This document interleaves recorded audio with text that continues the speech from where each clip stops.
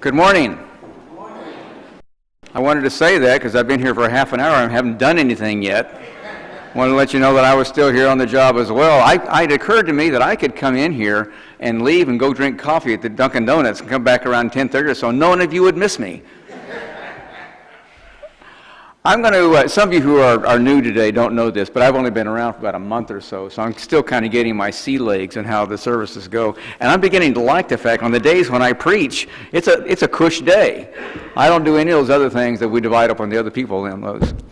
At any rate, I want to try something new this morning. It's new to me and probably to you as well. But let me say in the beginning that I don't, as you know by now a little bit, I don't usually use a manuscript, and so I can't do what a lot of my good-hearted colleagues do and rip off some material from the old days and re-preach it. It's hard to do that. I've got a few notes. I may get a nugget here and there, but that's the best I can do when I'm trying to put together a sermon. However, what is new today is that I'm going to share with you, roughly speaking, as best I can anyway, a sermon that I did 3 or 4 years ago. It was 3 or 4 years ago when this particular passage, the story of the prodigal son, we all know it practically by heart, the prodigal son rolled around in the lectionary, and I preached it on that particular Sunday, and that day I stumbled across what I believe is the world's greatest sermon illustration. In fact, the sermon illustration is longer than the story of the prodigal son. And I thought, I can't waste this just once, so I'm going to waste it twice instead. So you're going to get it a second time, roughly speaking. I can't do it exactly the same way because it's different. So I'm going to preach the sermon. I'm going to talk about the prodigal son, and then I'm going to give an illustration of the story of the prodigal son that'll go on for another, 45 minutes to an hour. I forgot how long it goes. And then at the end of it, listen closely, at the end of it, you all are going to sing a piece of music that I'm going to play on the piano, and that'll be the end of the sermon itself. All right? Now, I realize I'm new to this area. I know that it's part of the old Puritan theology that singing publicly is worse than adultery. But break that model today, okay? And sing like God told you to sing, and you'll live. I promise. I've never seen anybody who passed out and died when they sang. Well, actually I have, but that's okay. It won't be you guys today. Trust me. You'll live through it, and you'll flourish, and the sun will come out tomorrow. No, that's a song. At any rate, so here's the story of the prodigal son, and most of you, again, probably know 90% of it by heart. It starts off, as Alfonso read, I had him read the first 2 or 3 verses of the entire chapter. This is chapter 15 of the Gospel according to Luke. First 2 or 3 verses of it are important, but we often miss those.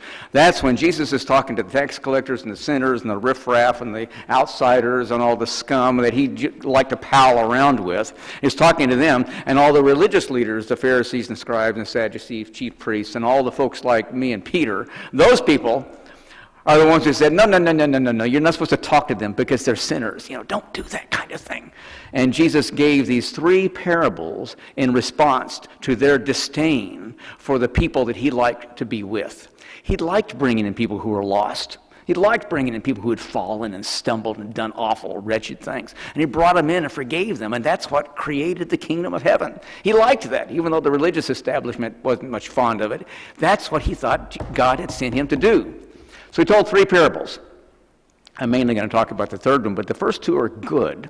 One of those parables is a story about the woman. Remember this one where she had 10 coins, but she lost one of the coins, so she scoured the entire house trying to find that one coin, brought it back in, and had a big party because she found her lost coin. I like that story, by the way, because the woman is the symbol for God in that story. God lost one of us and searched everywhere to get us and bring us back in. And it's kind of interesting because it sounds a little, doesn't it? A little bit unusual today to think of God being a woman. We're a little more pluralistic than we used to, but that's a little unusual.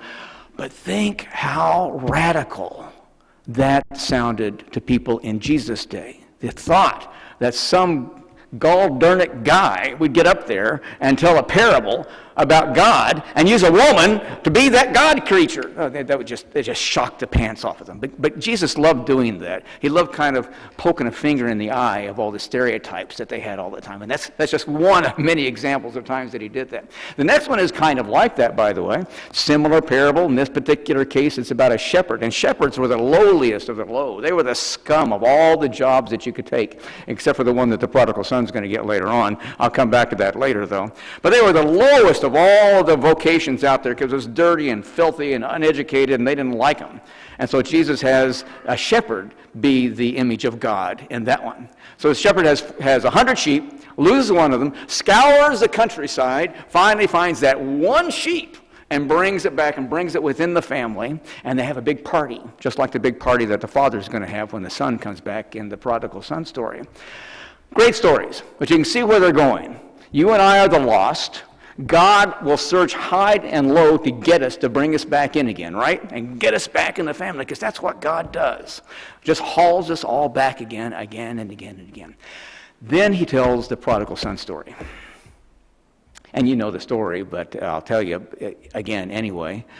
Father had 2 sons, older and younger. Younger son comes up to the father and says, "Father, give me all of the inheritance that is owed to me, because I'm going to run off." Now, we don't know what happened before this. Maybe I had a falling out in the family, but something happened to precipitate this. We just don't know what it is. According to law, you may know this already, but according to the law at the time, you could ask for your inheritance before your father died, but only if it meant you were going to stay around and work the land until he finally died. So you could ask for that property, and it was property. It wasn't just his stuff that was in his will that you could get out of the bank or something, but it was his property. You can ask for that, but if you asked for that and then you left, that was kind of the same thing as saying, "God, Father, I want you to die right now." So that's sort of what the son is saying by wanting the property from the father. He just didn't do that. It's okay to always, you would inherit the property when the parent died, but to ask for it in advance sort of meant, "I want you to be like you're dead." And you could get the property in advance if your father was debilitated and couldn't work the land any longer, and you could work the land yourself, and you could give him the proceeds for it. But then you had to stay. So this guy asked for the property and then left, breaking the law, but the father went along with it and sent him on his way. So we can only guess what kind of a falling out they had to precipitate this kind of thing. And he was probably a pretty young man. He wasn't married, and he usually got married around 14 years old, 15 maybe or so. So he probably couldn't be over around 20 when he decided that he was big enough and strong enough to take on the world by himself. And so he got his father's property. And the word that is used says that he gathered it in, which probably means he went to the market and sold everything. Gathered in all the cash he could get from the property, and he took off.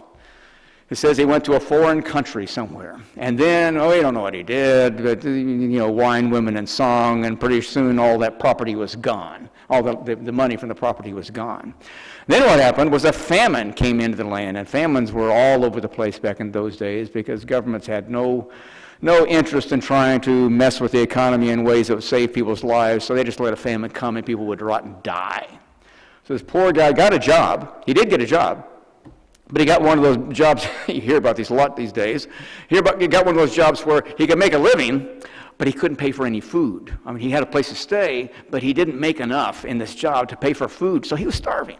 He had a job, but he was hungry. And his job was feeding pigs.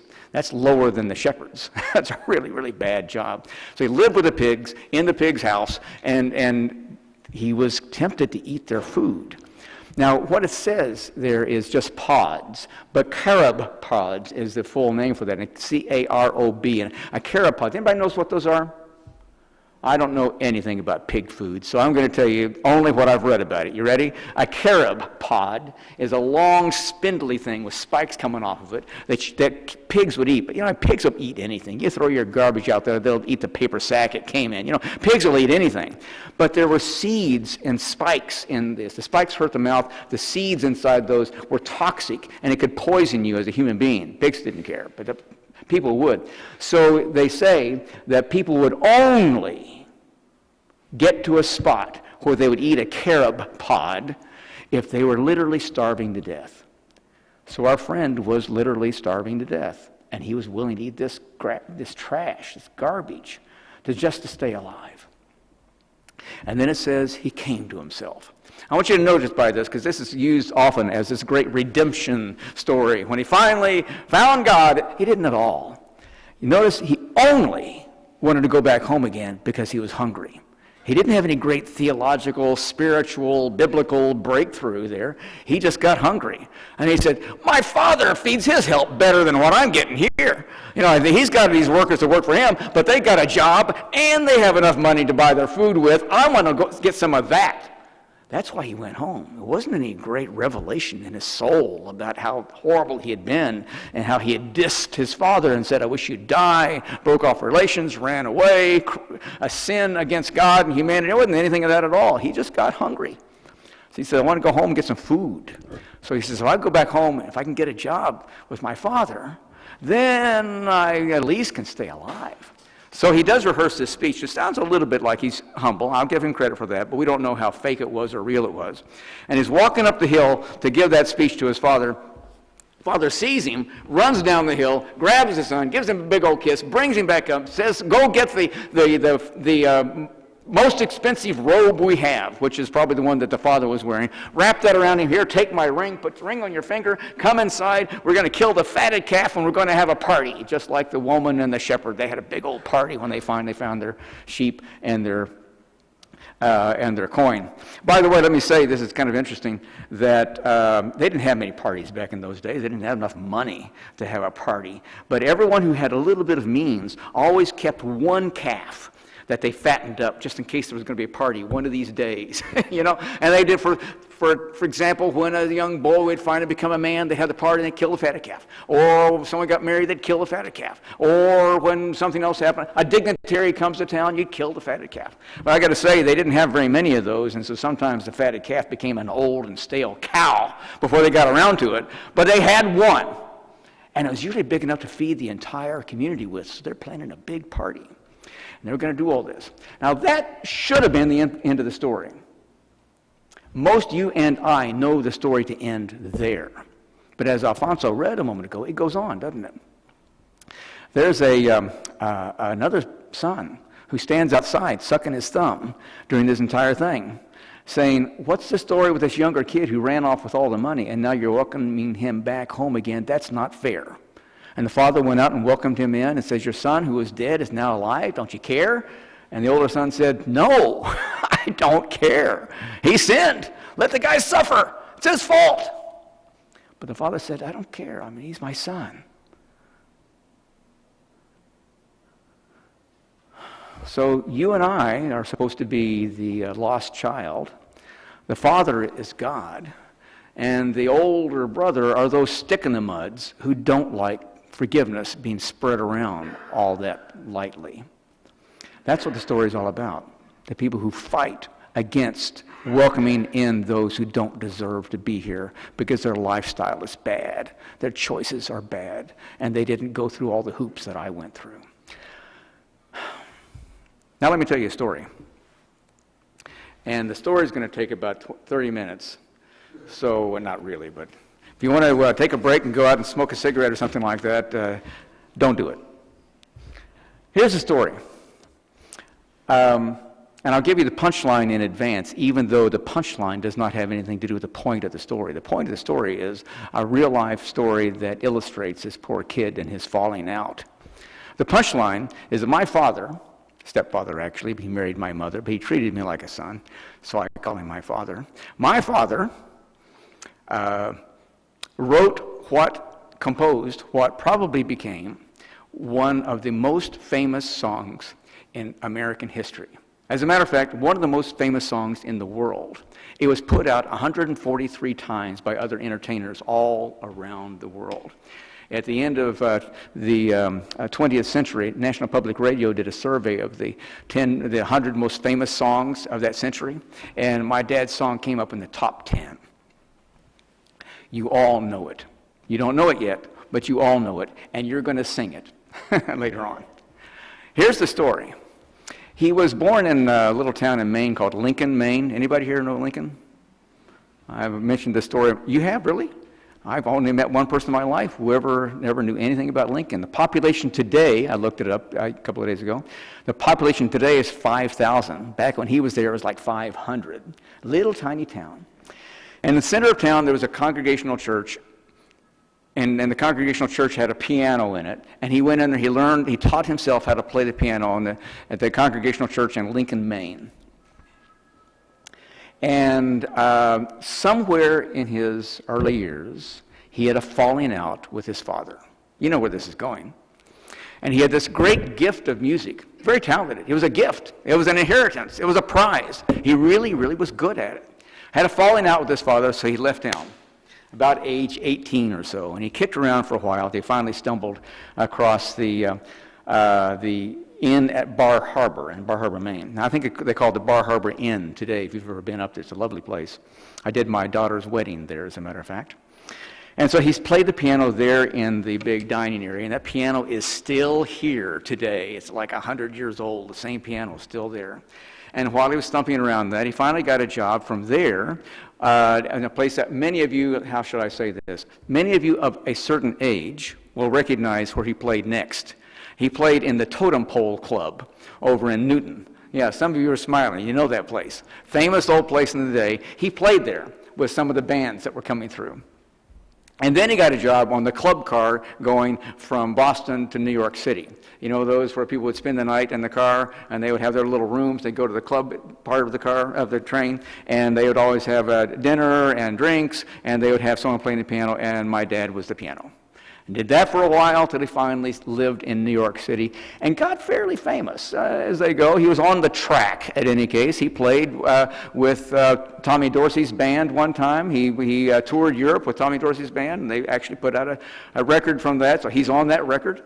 And then he played for Ella Fitzgerald a few times when she just needed one person as a soloist. So he played for her. So, he's walking in what we used to call tall cotton for a while, and really probably would have made a name for himself eventually, except for one thing. This guy drank a lot. He really did. Poisonous, toxic, horrible drinking a lot. And it ruined him. Just destroyed him.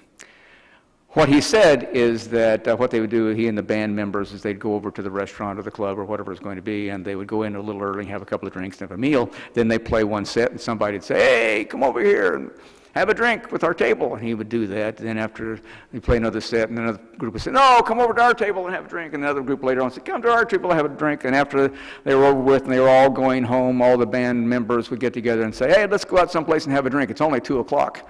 So they'd go until around 4 o'clock and drink some more, and then he'd go home and he'd sleep all day long, get up, take a bath, and shave, and start all over again 7 days a week until he could no longer function as a human being. He had these blackouts every now and then. And you don't do a blackout when you're supposed to be at a restaurant that evening playing the piano, and he would miss them. He just didn't show up. He would miss time, 2 or 3 days. He wouldn't know where he was. He tells these stories of times that he would be on the piano bench and he would just pass out and fall over, playing the piano, get drunk and fall over on the piano. It was horrible. Till finally he could not get a job anywhere. And he lost and he lost and he lost. He just was very near penniless. This is about as close as you can get to the poor prodigal son with the pigs and the seed pods, living in the worst of all circumstances he could get to. He was staying in the basement of a bar where the owner allowed him to sleep on a cot and paid him with drinks and tips. He could get all the liquor he wanted, which is the worst thing they could give him, all the liquor that he wanted, and the money he made was just from the tips while he played. And that was his life. That's pretty much the bottom of the bottom. That should have been the spot where, as the Bible story says, he came to himself and said, "Oh my God, what have I done? I need to turn my life around. At least my father can hire someone to make a living, blah, blah, blah." That wasn't it, though. One step further down. He woke up one day. I'm laughing because this is kind of funny, even though it's really tragic at the same time. Woke up one day in, I'm not sure if it's Cincinnati or Cleveland, but one of the cities in Ohio, let's say Cleveland. Woke up in a hotel room, in a bed, with a woman that he didn't know, but with whom he found out he had been married for 2 weeks. That's about the bottom. Now, I don't know what happened to her, actually. I know that they got untangled in some way or another, but he never mentioned her in the story later. But somehow they pulled themselves apart and got back to their lives, and he went back home again. And his father and mother had passed away at that time, as it turns out. But he went to his grandmother. So in this story, the grandmother is the stand-in for God. And he rehearsed this line walking up to her, kind of like, Father, I've sinned before heaven and before you, and I'm not worthy to be called your grandson. You know, one of those lines. It was kind of like that. He had it all worked out. But his grandmother reached out and grabbed him and hugged him and welcomed him home and said, I don't care what you've done. We still love you. Come on home again. You are ours, just like the father did in the story. Except for one thing. The grandmother then locked him in his bedroom for 6 months. Now, you know, he could have gotten out, but it's grandma. What are you going to do? He stayed in the house for 6 months. Actually, he stayed home for about a year. But she finally let him out a little bit. And he went back over to the inn at Bar Harbor, and he got his job back again. The first job he'd ever had, got it back again. And he was sitting there in that hotel, in that inn, on that old ancient piano, which I've played. It's still around. That old piano. He began thumping out a song, and he worked on it. And he got the song pretty much finished by the time he moved from there back to New York City again. He called it his Resurrection from the Grave song. Because it was his statement of no matter how awful life is, the world is still wonderful. He got to New York City, and he really didn't stay in New York City very long before some guy, I have no idea what his name is, from Oklahoma City, my hometown, was in New York City for some big thing, and said, you're pretty good there on that piano there. You want to come back to Oklahoma, and we'll hire you. Probably spoke just like that. And he was putting together a country club out in the suburbs of Oklahoma City. And he said, we need somebody to do some entertainment there. It's a big old place, got golf course, tennis courts, swimming pools, and a big restaurant and a little club on the side of it. You need to be the music. So my dad said, I got nothing to lose. And so he went to Oklahoma, met my mother, got married, acquired 2 ugly kids, and became my stepfather for the rest of his life. Now, that should be the end of the story. I mean, you know, that's the redemption part, that's the confession part, the turning your life around part, the welcome back home by God part, all that. That's the part of the story that fits in. But that's not the end of the story, at least for me. I want to add a couple more pieces to it. You got the sermon already. This is extra. This is just for free. After that, about 10 years later, back in the 60s now, middle 60s, he came up to me one time and he said, you know, I just read in Variety magazine that Louis Armstrong is going to put out my song. And I said, that can't happen. So I went to my mother and I said, is that true? And she says, no, he's lying. He's just lying to you boys because he's trying to impress you, which is kind of a nice thing, actually, but it was wrong. And then as it happened, we never heard the song on the radio. I read the book that accompanied along with the Ken Burns series on National Public Television about history of jazz, and in that he said that from the time that Louis Armstrong put this song out to 1987, 20 years, 67 to 20 years later, 87, excuse me, it sold 1,000 copies in the United States. That's smaller amount than what you give to the DJs to have them play the thing. You know, that is nothing. So as it turns out, when he had written his song back in Bar Harbor, took it to New York City, He palled around a couple of other guys, and they somehow put this song out together. And I don't know, and I've actually written them letters, and they're both dead, and I'm not sure how that happened. But their name is on the song as well. And I've got a letter that their agent was using to try to sell this song to the NBC Music Company. And it says, we found these 3 young kids who've written this song, and can you use it? And they got turned down. And the agent couldn't sell the song anywhere. So finally, my dad and his 2 buddies, they sold the song to the agent for $400. So today it would be $1,000, give or take, but all 3 of them got $400. That's all they had, and he lost track of it. Should also add that when he went back to New York City, he didn't go back by his real name, he went back by a different name. So if you ever look up the song, you'll see a couple of strangers' names on there, and you'll also see the name George Douglas, okay? That's not my father's name. His name is Dana Pelkey, P-E-L-K-I-E. But George Douglas is a combination of George Patton and Douglas MacArthur. Because he had to make up a name because no one would hire him. But that's the name on the song. So when he moved away, and finally Louis Armstrong bought it, no one knew who George Douglas was, and he was never contacted about it. So it just went on. And then the song kind of died. No one really cared. But that's not the end of the story. One more thing. In 1987, actually a couple of years earlier than that, but it happened in 1987, Robin Williams was going to put out a movie called Good Morning Vietnam. And Robin Williams himself said, can we put this old Louis Armstrong song in our movie? And if you've ever seen the movie, there's a place in there where there's gore and guts and bombs going off and dust and smoke in the air, and a little tiny girl who's blackened all up and down, she's crying and screaming, and there's airplanes going over dropping things down, and there's just destruction everywhere. And back in the background, there's Louis Armstrong singing sweetly. He's singing, what a wonderful world.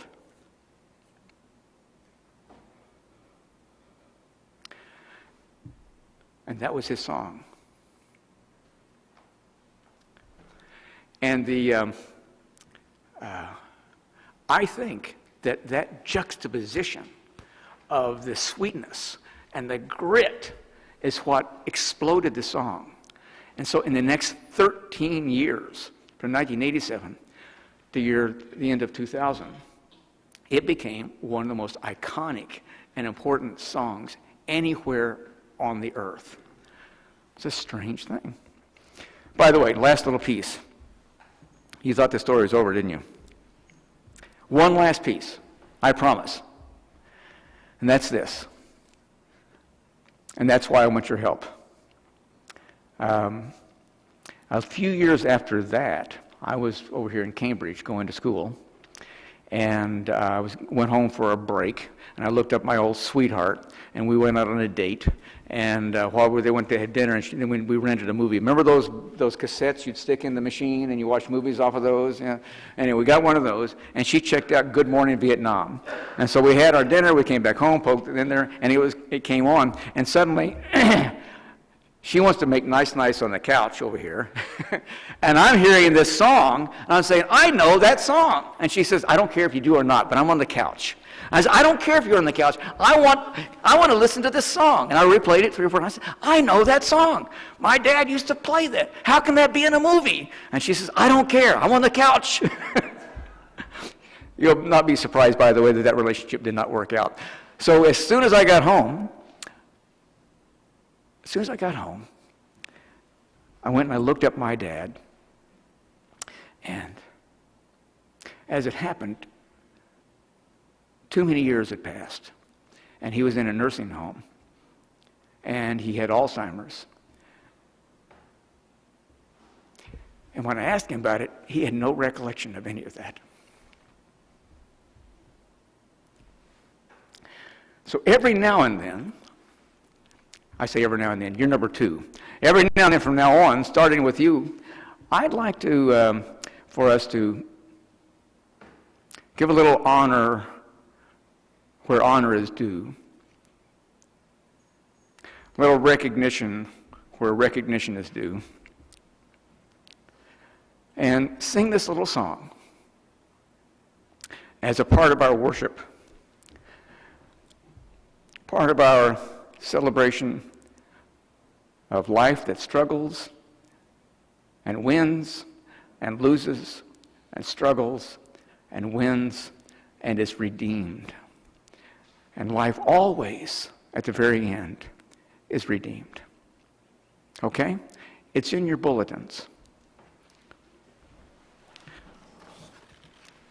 Look it up right after the benediction and the postlude and all that. I will play it, just a phrase or two in the very beginning to get you started on it. Then I want all of you to sing it all the way through. And then with the two verses and the bridge and the verse. And then I'm going to play the bridge again by myself as a solo. And I'll raise my hand and say, stop singing. And I'll play that little piece of the bridge again and come back where you repeat the last verse of it one last time. You got that? I think you're up to it. Okay, let's do it.